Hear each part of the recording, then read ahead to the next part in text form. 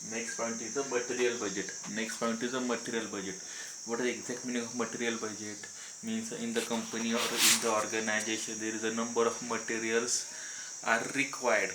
म्हणजे कंपनीमध्ये किंवा ऑर्गनायझेशनमध्ये काय असतात, नंबर ऑफ मटेरियल्स असतात. नंबर ऑफ मटेरियल्स म्हणजे थोडक्यात काय की रॉ मटेरियल्स असतात. म्हणजे कंपनीमध्ये किंवा ऑर्गनायझेशनमध्ये काय असतं, नंबर ऑफ डिपार्टमेंट असतात. त्या प्रत्येक डिपार्टमेंटमध्ये काय ना काय मटेरियल्स असतं. ओके, म्हणजे पर्टिक्युलर ॲक्टिव्हिटी किंवा पर्टिक्युलर टास्क पूर्ण करण्यासाठी आपल्याला काहीतरी मटेरियलची गरज असते. ओके, म्हणजे एक तर रॉ मटेरियल असेल किंवा दुसरं कोणतं मटेरियल असेल, मशिनरी मेकॅनिकल मशिनरी असेल, इलेक्ट्रिकल मशिनरी इलेक्ट्रिकल इक्विपमेंट असेल. ठीक आहे, म्हणजे जे काय मटेरियल्स असेल प्रत्येक डिपार्टमेंटमध्ये त्याच्या रिलेटेड बजेट काय असेल, that is exactly material budget.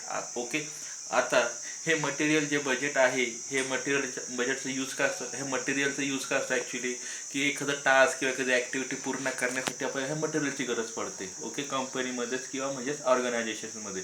आता सर्वात महत्त्वाचा पॉईंट असा की बजेट.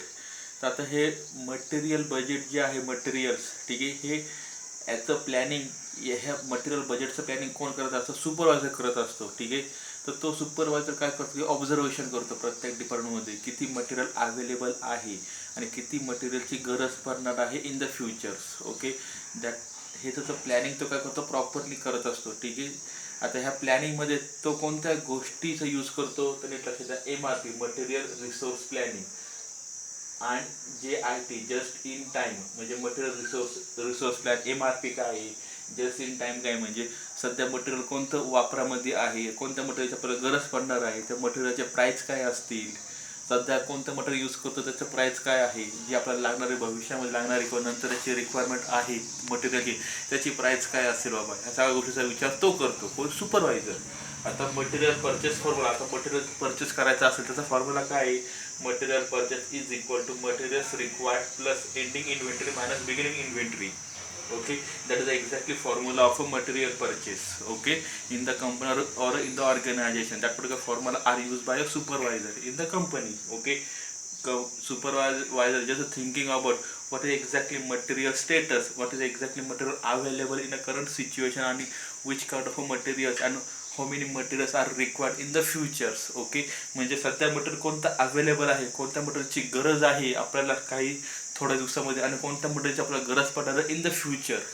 ओके, ह्या सर्व गोष्टींचं प्लॅनिंग तो करत असतो आणि त्याच्यावर सगळं बजेट डिपेंड असतं मटेरियलचं. ठीक आहे, नाव next point, next there is 3 categories regarding material budget. First is the direct material budget, material consumption budget, material purchase budget.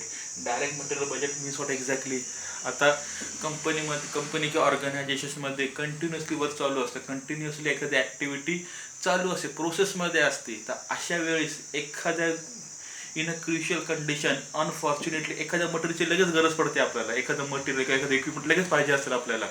मग अशा वेळेस अशा मोमेंटला in that situation supervisor do not thinking any other things. Okay, तो कोणत्या गोष्टी विचार करत नाही, डायरेक्ट मटेरियल घेऊन येतो मार्केटमधून. That is exactly direct material budget. Okay, म्हणजे आता एखादं काम चालू आहे कंपनीमध्ये, एम्प्लॉई ते काम करतात, वर्कर ते काम करतोय बाबा, पण अचानक त्यांना एखादं मटेरियल खराब झालं किंवा एखादं मटेरियलला प्रॉब्लेम आला, दुसरं मटेरियल लगेच लागणार आहे, कारण की ते टास्क त्याशिवाय पूर्ण होणारच नाही आहे ना.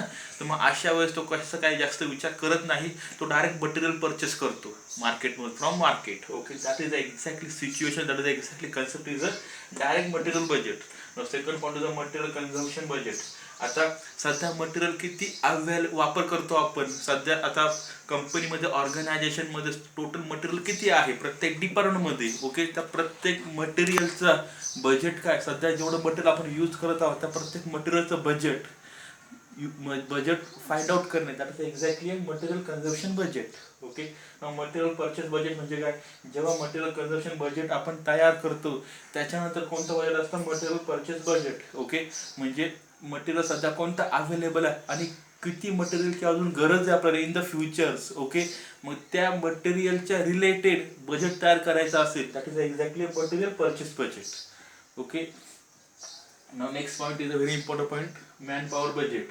आता मॅन पॉवर बजेट म्हणजे काय असं एक्झॅक्टली, तर सुपरवायझर हा नेहमी विचार करत असतो की कंपनीमध्ये नंबर ऑफ एम्प्लॉईज किंवा वर्कर काम करत असतात. ठीक आहे, आता एखादी मशीन असेल, एखादं मटेरियल्स असेल किंवा एखादी ऍक्टिव्हिटी किंवा टास्क कंप्लीट करण्यासाठी किती वर्करची गरज असते. कधी एकच वर्कर किंवा एकच एम्प्लॉई एखादा टास्क पूर्ण करतो, पण कधी कधी एखादं टास्क किंवा एखादी ऍक्टिव्हिटी किंवा एखादं मटेरियल किंवा एखादं मशीन हँडल करण्यासाठी नंबर ऑफ एम्प्लॉयची गरज पडते. ठीक आहे. तर मग तो सुपरवायझर असा विचार करत असतो की सध्या किती एम्प्लॉईज आहे आणि किती एम्प्लॉयची गरज पडणार आहे as like a materials. Okay. म्हणजे अशा वेळेस तो काय करतो, प्लॅनिंग करतो. That is exactly man power budget.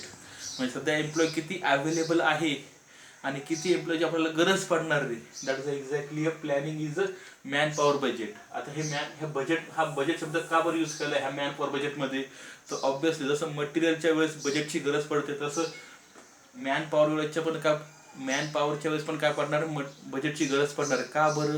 कारण की नवीन एम्प्लॉई जर फाइंड आउट करायचे असतील तर ऑब्व्हियसली आपल्याला काय करायला लागेल की डायरेक्ट तर एम्प्लॉई तर भेटत नाही ना.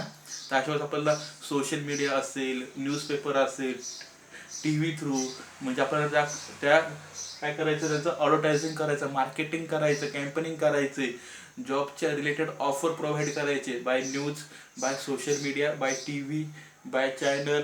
ठीक आहे. मग त्याच्यावर आपल्याला काहीतरी बजेट यूज करावं लागेल, म्हणजे काहीतरी पैसा खर्च करावा लागेल ना मार्केटिंग करण्यासाठी. म्हणजे एम्प्लॉयची गरज आहे, ॲडव्हर्टाइजमेंट द्यावं लागेल ना by social media, by newspaper.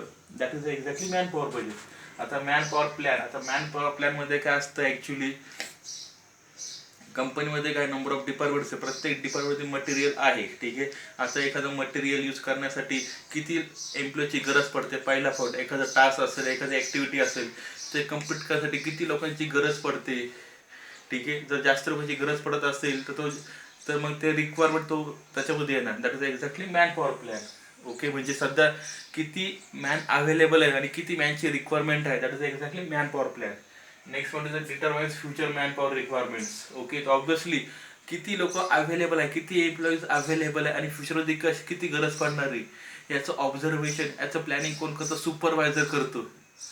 That is exactly determines future man power requirement. And last is the budgeting for the man power requirement. तर बजेटिंगमध्ये कोणत्या गोष्टींना आत्ता सांगायला मी तुम्हाला, तर ॲक्च्युली जर मला एम्प्लॉयची गरज आहे, वर्करची गरज आहे in the future. Okay, in that case we just provide a number of advertisements by social media, by newspaper and some other sources. Whenever we have to just use this kind of things, that time we just need some budget or a finance for just a marketing of our company regarding job related, regarding appointments. Okay, regarding for a company, regarding for employees to enter in the company for the job. Okay, that kind of exactly a material budget and manpower budget. I hope all of you understand. If you any query, any doubt, please ask me by message or call.